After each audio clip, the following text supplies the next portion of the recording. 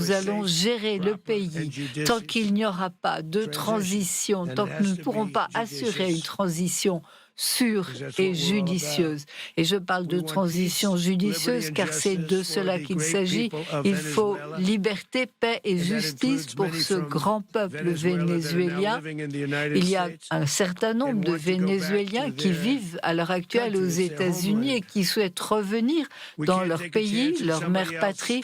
Nous ne pouvons pas prendre le risque que quelqu'un s'empare du Venezuela sans se soucier du bien de la population. Cela a duré trop longtemps. C'est une chose que nous ne pouvons pas permettre.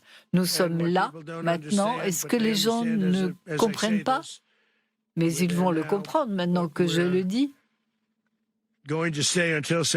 Nous allons rester aussi longtemps que la transition ne pourra être assurée. Donc, nous allons gérer le pays tant qu'il n'y aura pas de transition. Vous savez que ne faisaient rien de ce qu'ils auraient pu faire. Ils ont profité du pays. Nous allons maintenant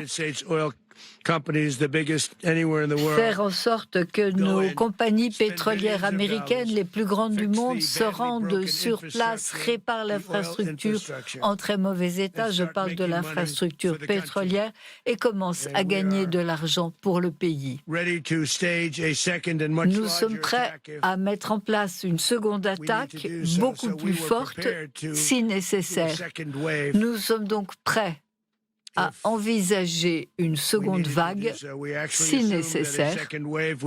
Nous pensions du moins à l'origine qu'une seconde vague, qu'une seconde phase serait peut-être nécessaire, mais la première attaque a été un tel succès que nous ne pensons pas qu'une seconde attaque soit nécessaire. Cette seconde attaque représenterait une phase, une vague beaucoup plus importante, beaucoup plus puissante, mais je pense qu'elle ne sera pas nécessaire.